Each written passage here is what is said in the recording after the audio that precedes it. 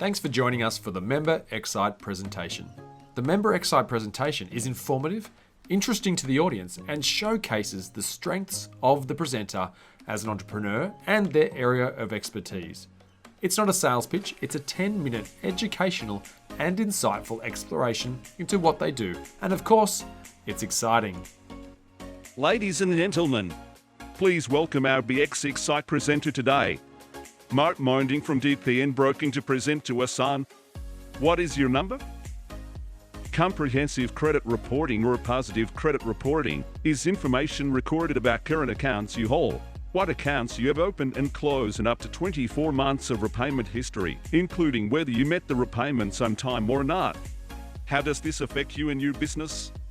Operating since 1996 and holding an Australian credit license, Mark Moenting and the team at DPN have been helping Australians with smart and competitive finance solutions for more than 20 years.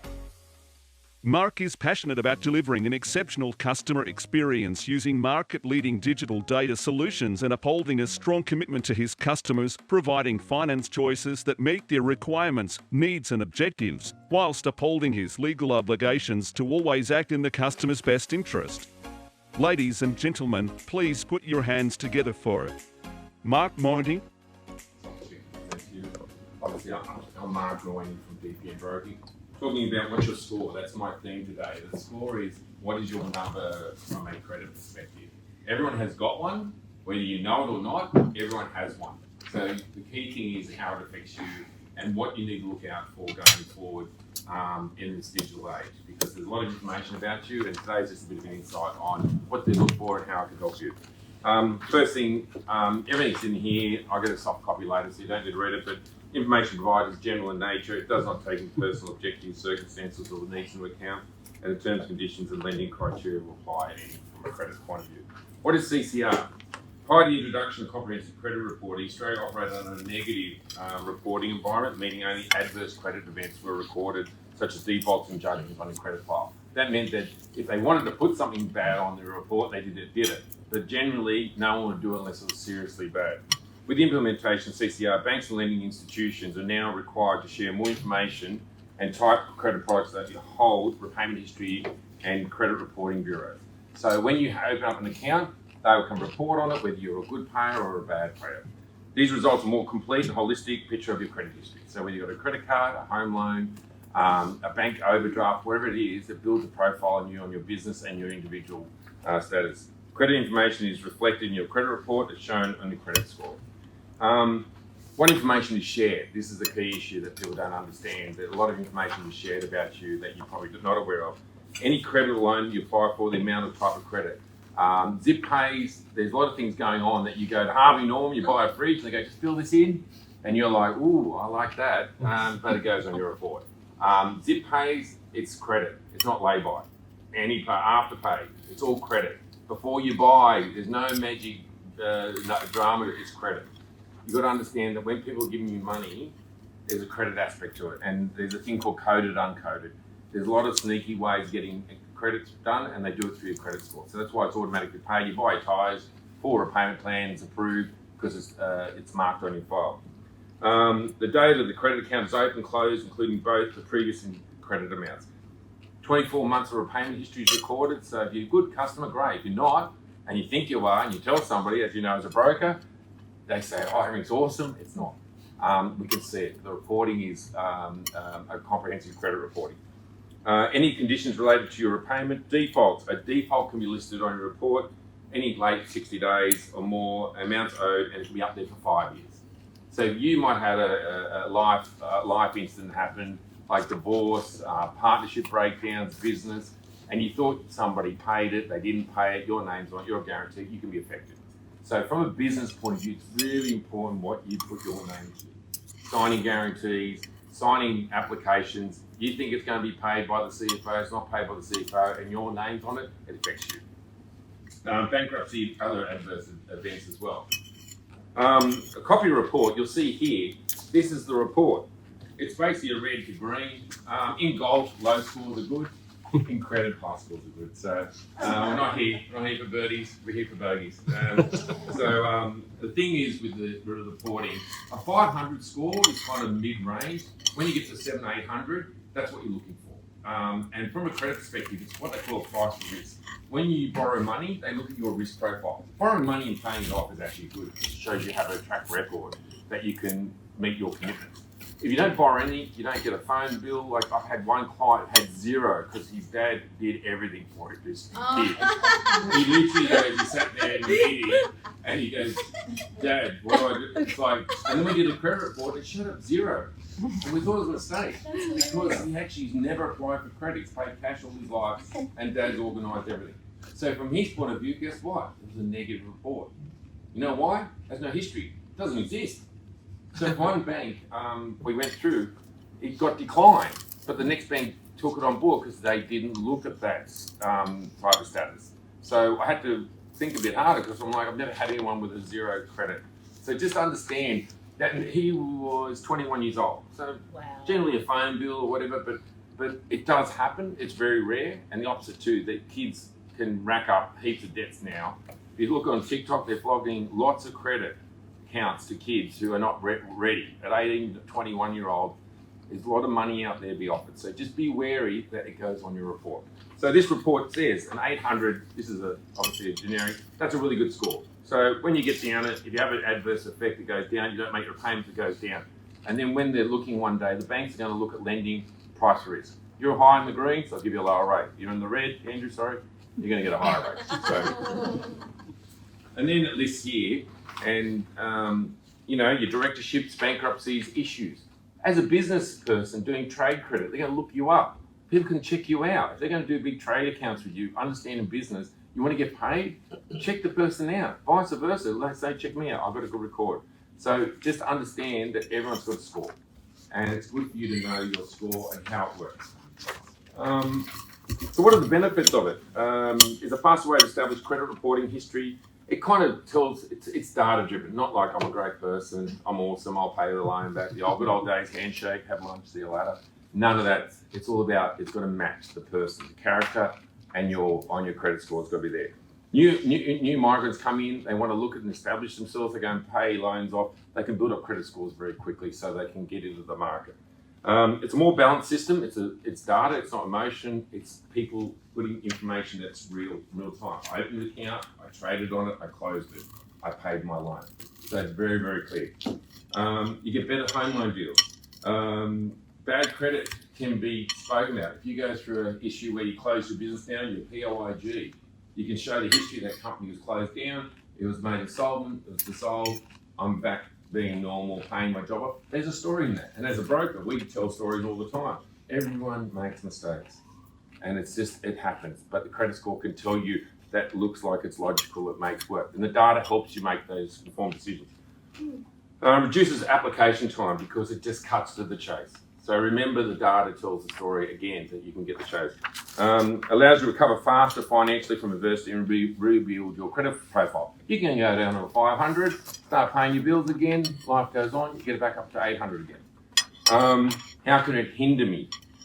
Credit score can drag down by positive reporting. So if you say you're paying your bills and you're not talking and something happens, you trust somebody else to pay that bill, and it's not, check it. Make sure it's done. It can be higher rates, it costs you more credit, affect your business ability to obtain trade finance. ATO can report on it. Now we're going to change the government, it has to pay a lot of bills, remember? So they're going to go, if you've got an ATO debt, beware, talk to the ATO. If you do not talk to them, they go, oh yeah, they can report you after a certain period of time. If you've got an ABN, overdue debt, or you're uncontactable, you can't ignore that issue. So it's a key thing going forward, especially with a lot of ATO debt coming out of COVID. Make arrangements, make your repayments. How can you increase your credit score? Make repayments on time, close unnecessary accounts, apply for a credit or a loan when you need it, not when you have to need it. Thank you. Pay any defaults listed on your credit file. You can get them cleared out. If there's mistakes there with Smiths, if you've got a Smith surname, there's lots of errors made on these reports. Trust me, I've been there, done that, and you've got to clear it up. It doesn't disappear. You've got to get somebody to get rid of it. Talk to your credit provider. Always communicate. Even if it's embarrassing, I get it. I've been through a divorce. It's terrible. It is terrible, but you've got to communicate with your credit providers, whoever you owe, and people are forgiving. But you must communicate and put it in writing and stick to the plan. Credit score. I put a list here. If you want to check out your credit score, you want to find out a report, you can obtain a copy of the report once a year. And you can go through that. So essentially, be wary from a business point of view and a personal point of view. Credit is important. You can't grow without credit. You need capital to grow. In a business, every business is hungry. And same with personal. You want to build property, you want to build wealth. Credit's important for it, but just meeting that payment. So that's all I have to offer. I just want to say thank you. Have we got any minute for question time? I've got a question for you. So at what point does the ATO debt, if unpaid, get on the credit score? It's up to them, but it's generally a 90-day, I think they can start looking at you, but you have to be really not paying, uncontactable. The ATO is quite forgiving, but what I'm seeing now, there's been a COVID softness there, so going forward now, they want their money. So I would just not take it a chance now that they could go a bit harder if they want. The debt has to be over 100 grand. Yeah, it has to be 100. I thought 150,000, something like that. But I'm talking big business, but only from a business, personal debts. But you just got to be wary that ATO can change their mind anytime about anything. So, but you don't want an ATO debt outstanding personally when you're borrowing money. You can check out that from a point of view, but the ATO listing on you, it's not a good look. Any bank, everyone wants to see you pay your bills. Sorry, Maria. So where someone has a rating that's not so strong, obviously you can change it. How long does it take for that to get to a healthy level again? Because they record the 4-month payments, so they'll see in arrears not paid. So if you get consistent payments, the score ticks up slowly. But it's an algorithm based on payments. So if you've got a repayment arrangement or a default, and it's all mixed in together, it's a slow. It pretty much comes down by the escalators, up by the stairs. But you just got to recover, and keep repayment history. But then you can go and see your lender or your broker. You can go in there and say, this is what I'm doing, this is the story. Yeah. And there's lenders to cater for that middle zone, like a low doc lender, rather than being a prime lender. And what I like to do is do it by stages, where you have a middle customer go, here, take this loan now, in 2 years' time, when you're back to normal, you go down this path. So, Patch? Oh, my question, as a business owner, and if you then move from sole trader to a company, how does the credit rating, I guess, differ, or is it the same, if the director's Good got question. Sole trader is just you, so just be under Patch.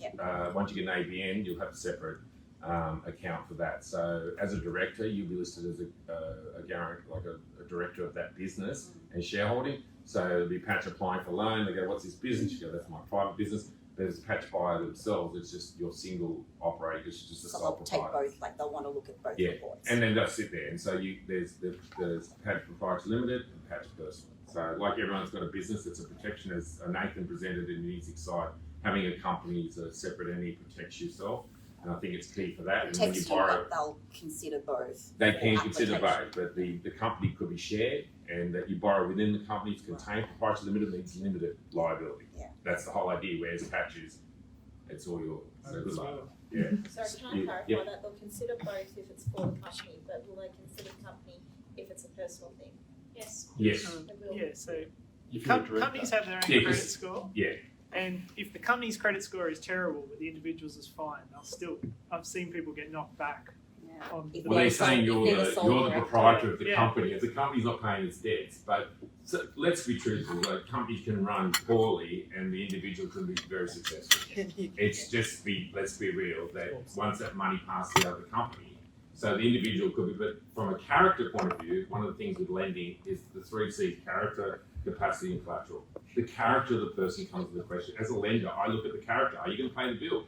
Well, the business is not paying the bill, but the individual will. Hang on, I've got a problem with that. You can afford it, yes. So that comes down to looking at the overall picture as a credit. So you've got the company there with issues. What's going on? And you've got the individual goes, yeah, oh, no worries, I'll pay that. So you've got to take all that, but it reflects on both. If you pay your bills, company's got a lower rating, and you're another director and the same company has a low rating, will their credit score? No, they're not party to the loan unless they're borrowing together.